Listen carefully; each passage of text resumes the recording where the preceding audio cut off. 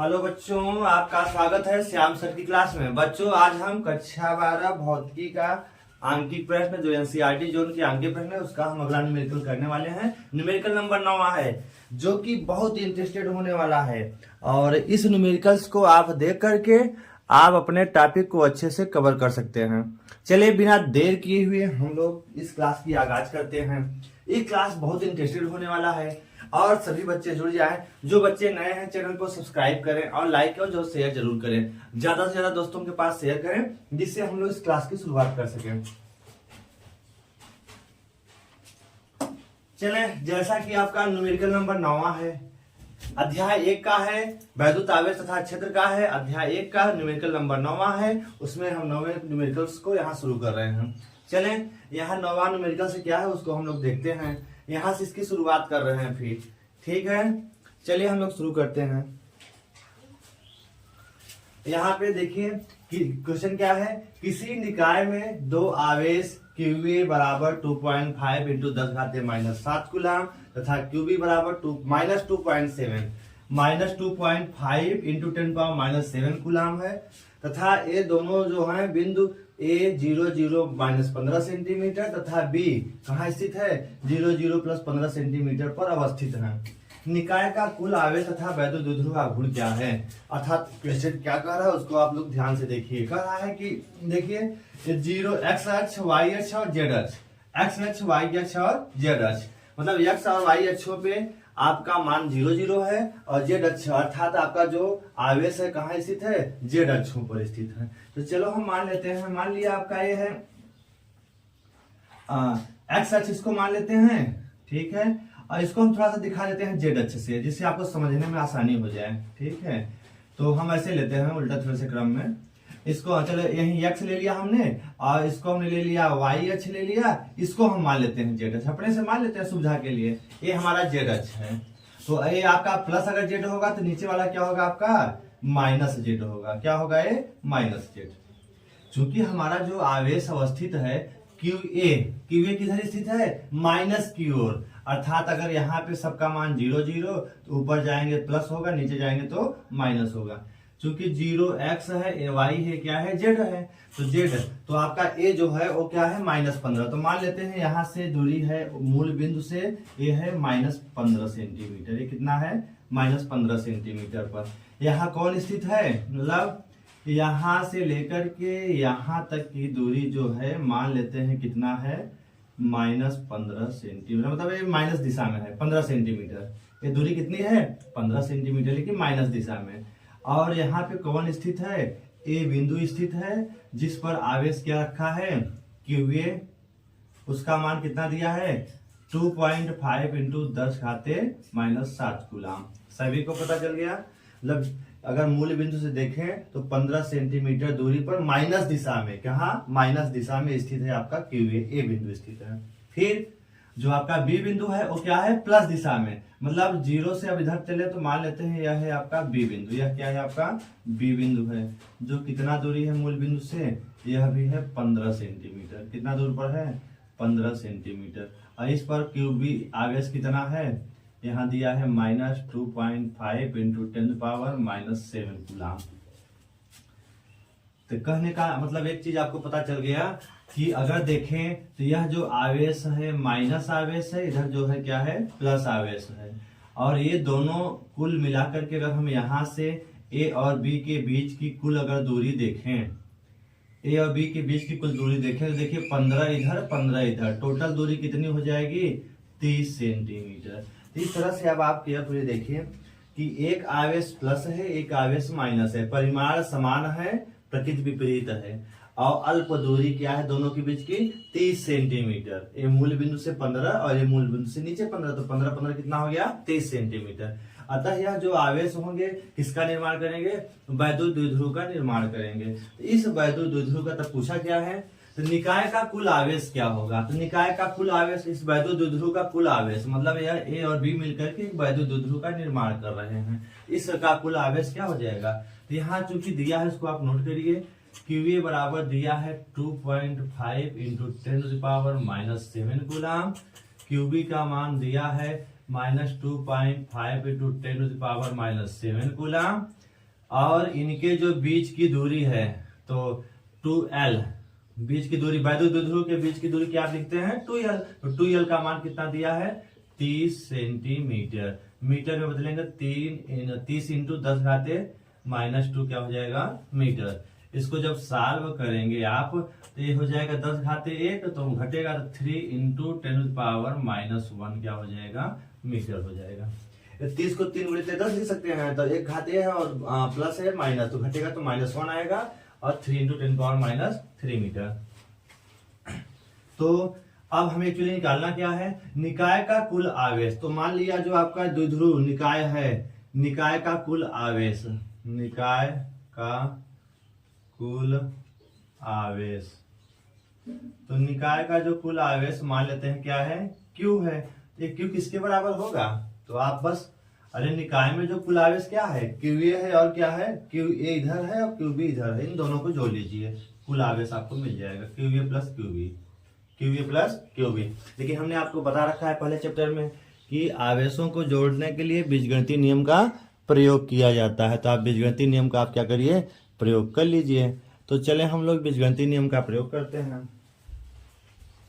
अब बीजगणितीय नियम आपका क्या है, अब हमें प्लस माइनस का ध्यान रखना है। तो QA का मान कितना है 2.5 इंटू 10 घाते -7 प्लस QB का मान कितना है -2.5 इंटू 10 घाते -7। अब आगे इसको हल करेंगे तो 2.5 इंटू 10 घाते -7 और प्लस माइनस क्या हो जाएगा -2.5 इंटू 10 घाते -7। इसको हल करेंगे तो माइनस प्लस और माइनस कट गया, क्या बचेगा 0। अर्थात वैद्युत द्विध्रुव जो वैद्युत द्विध्रुव होगा उसका कुल आवेश, कुल आवेश का मान क्या होगा, वैद्युत द्विध्रुव का जो कुल आवेश होगा उसका मान क्या होगा 0 प्राप्त होगा। तो पहला आंसर कुल आवेश का मान क्या होगा 0 हो जाएगा। फिर आगे तथा वैद्युत द्विध्रुव आघूर्ण क्या होगा, तो आपने पढ़ रखा है वैद्युत द्विध्रुव आघूर्ण। चलिए तो ये एक आपका सवाल हो गया, एक का आंसर हो गया, दूसरे का आंसर हम लोग इधर करते हैं, इधर थोड़ा सा लिख लेते हैं इधर। अब दूसरा क्या कहा है वैद्युत द्विध्रुव आघूर्ण क्या होगा तो वैद्युत द्विध्रुव आघूर्ण बराबर P बराबर दोनों आवेशों में से कोई एक आवेश की मात्रा इंटू उनके बीच की दूरी अर्थात 2l। तो दोनों आवेशों में से कोई एक आवेश की मात्रा सेम है 10 घाते -7 है इंटू 2l। 2l का मान कितना है देखिए 3 इंटू 10⁻⁻1। इसको जब सॉल्व करेंगे तो क्या हो जाएगा, तो यहाँ 3 से इसमें गुणा करिए, 3 × 5 = 15, 1 3 दूनी 6 7 7.5 हो जाएगा इंटू 10⁻⁻7 -1 क्या हो जाएगा -8 हो जाएगा। वैद्युत द्विध्रुव आघूर्ण का मात्रक क्या होता है कूलाम, क्या हो जाएगा कूलाम, और क्या हो जाएगा दूरी का मात्रक क्या हो जाएगा मीटर, तो कूलाम मीटर क्या हो जाता है इसका मात्रक कूलाम मीटर। ये किसका माना गया वैद्युत द्विध्रुव आघूर्ण, किसका माना गया वैद्युत द्विध्रुव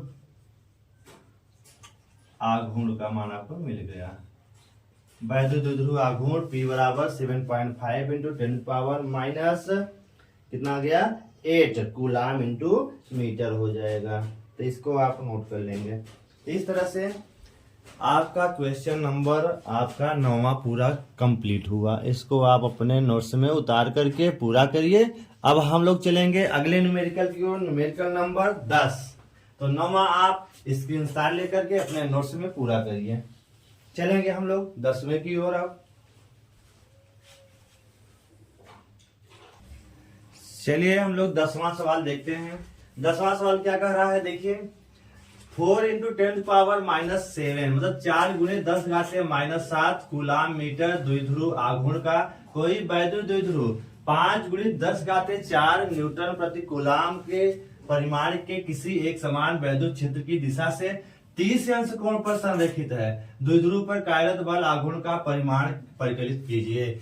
मतलब कोई वैद्युत द्विध्रुव है वैद्युत क्षेत्र से 30 अंश के कोण पर, वैद्युत क्षेत्र से कितने अंश के कोण पे 30 अंश के कोण पर रखा है, ठीक है। और उसमें वैद्युत क्षेत्र की तीव्रता का मान कितना है 5 गुणे 10 घाते 4 न्यूटन प्रति कूलाम, ठीक है। तो इस पर यहाँ पे आपका सवाल में 4 इंटू 10⁻⁹ कूलाम है। 7 9 के क्या है यहाँ पे 9 कूलाम दिया हुआ है, तो आप इसको 9 कर लीजिए। 4 इंटू 10⁻9 -9 कूलाम मीटर।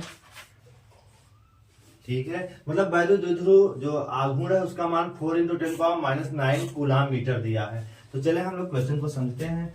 देखिए यहाँ पे कहा है कि कहीं अगर एक समान बाह्य वैद्युत क्षेत्र है, ठीक है, इस बाह्य वैद्युत क्षेत्र का जो परिमाण है, इसका परिमाण कितना दिया हुआ है, इसका परिमाण हम लोग इधर नोट कर ले रहे हैं। ई का मान दिया है 5 इंटू 10⁴ न्यूटन प्रति कूलाम दिया है, न्यूटन प्रति कूलाम दिया है। किसका मान? यह एक समान बाह्य वैद्युत क्षेत्र का मान।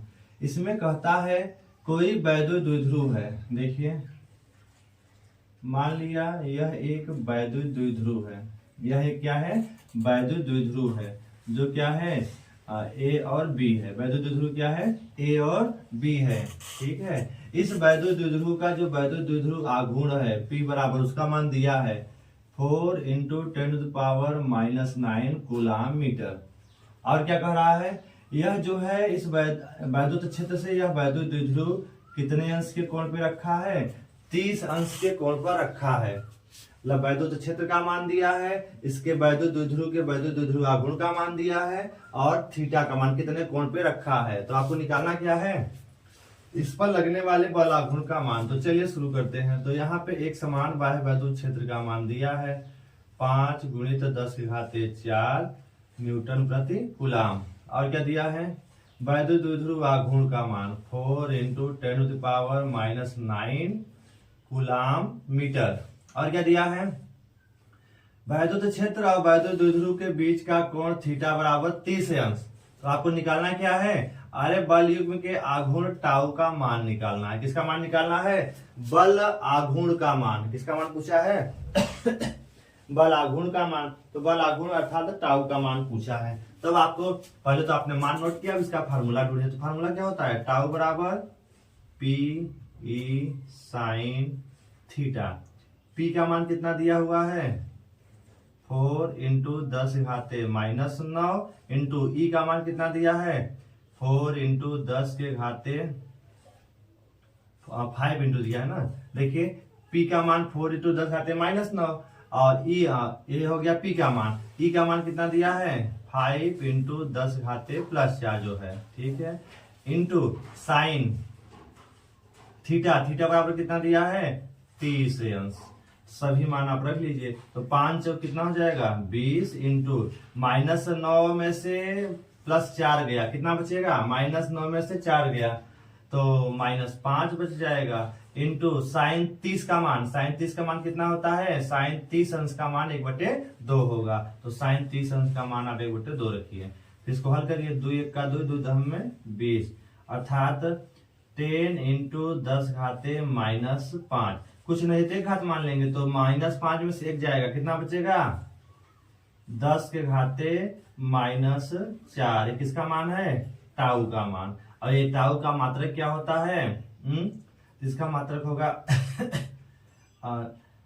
न्यूटन, और क्या होगा? Into metre. इसका मान क्या हो जाएगा? Newton metre. यही आपका आंसर हो जाएगा। मतलब जो आपका इस पर लगने वाला जो द्विध्रुव को कार्य करने वाला बल आघूर्ण है वो क्या है? टाउ बराबर 10⁻⁻4 न्यूटन मीटर होगा। इसको आप उतार लेंगे। इस तरह से आपका सवाल नंबर 10वां पूरा हुआ। इसका भी आप स्क्रीनशॉट लेकर के अपने नोट्स में पूरा कर लीजिए। चलिए 10वें का आप स्क्रीनशॉट ले लीजिए। फिर हम अगला सवाल 11वां देखते हैं, कंटिन्यू करते हैं।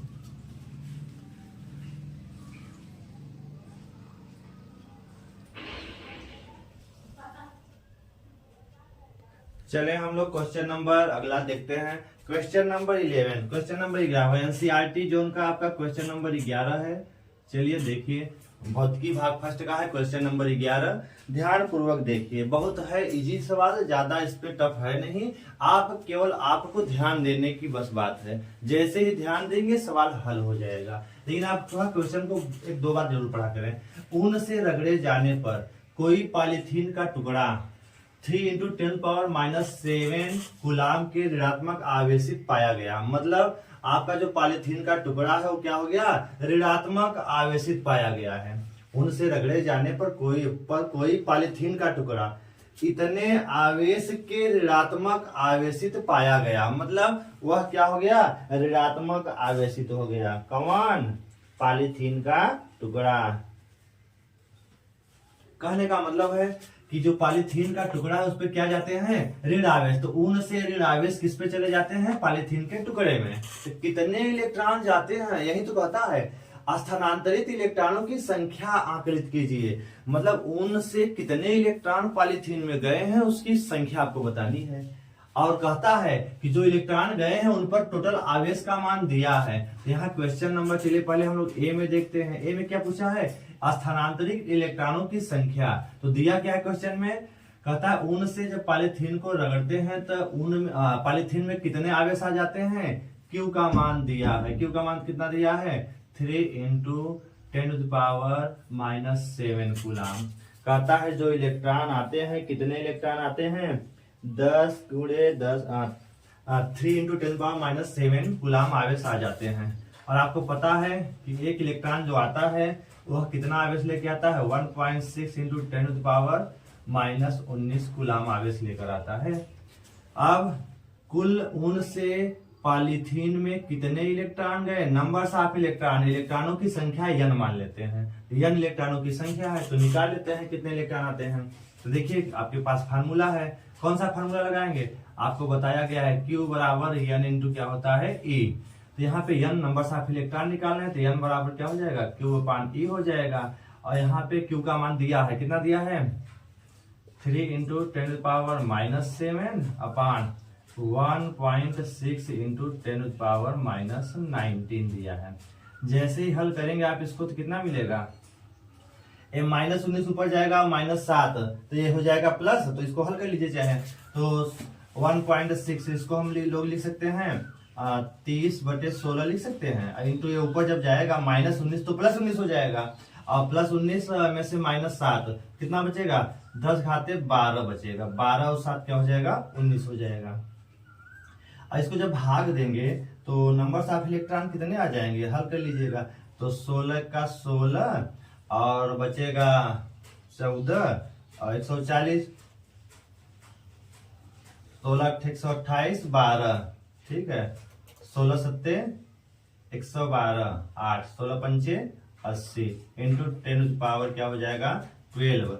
n क्या है, इतने इलेक्ट्रॉन होंगे, इतने क्या होंगे, इलेक्ट्रॉन होंगे। तो लगभग में अगर हम इसको लें तो कितना हो जाएगा n का मान, तो n का मान लगभग में कितना हो जाएगा, इसको अबाउट में हम 2 × 10⁻12 इलेक्ट्रॉन लिख सकते हैं। मतलब इतने इलेक्ट्रॉन पॉलीथीन में जाएंगे, कितने इलेक्ट्रॉन जाएंगे, आपके सामने आ गया इतने, n बराबर 2 × 10⁻12 इलेक्ट्रॉन किसमें ट्रांसफर होंगे, ऊन से किसमें जाएंगे, पॉलीथीन में जाएंगे। तो सभी को अगर हो गया है, आपको समझ में आ गया, तो इसको उतार लीजिए।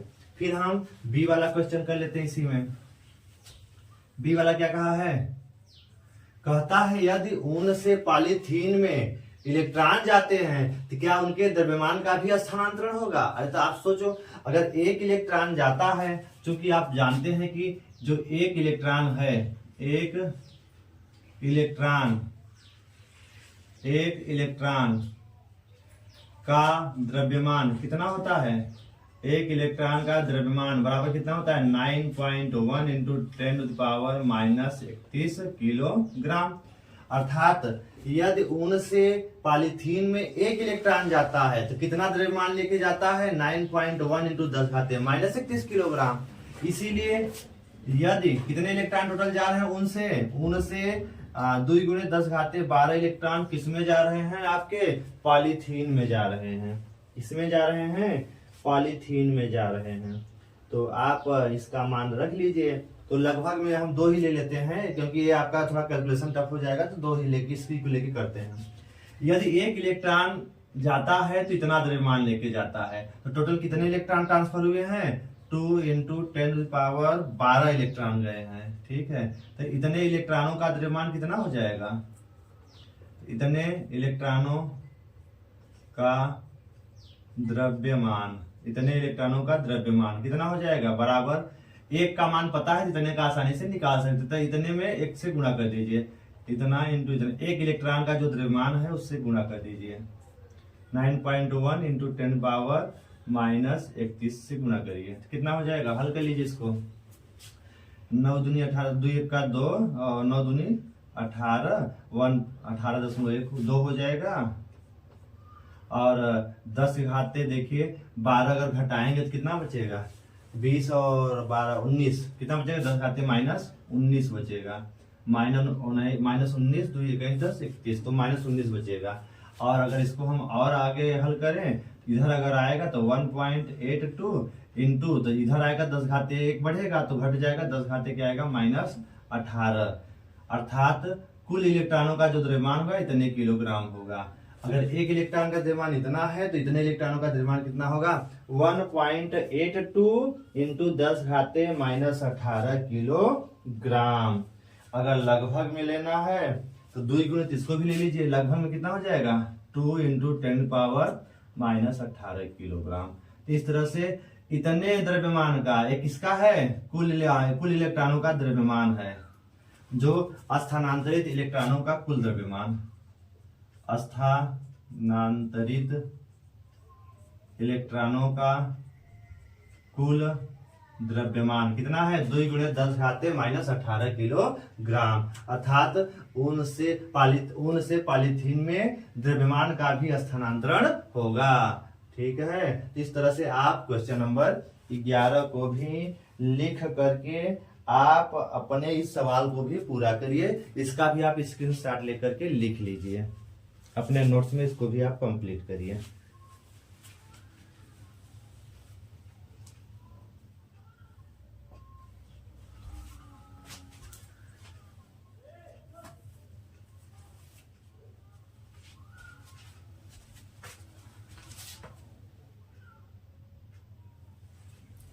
इस तरह से आपका क्वेश्चन नंबर 9, 10, 11 इस वीडियो में मिल गए हैं। इसको आप पूरा करके अपने टॉपिक को कवर करिए।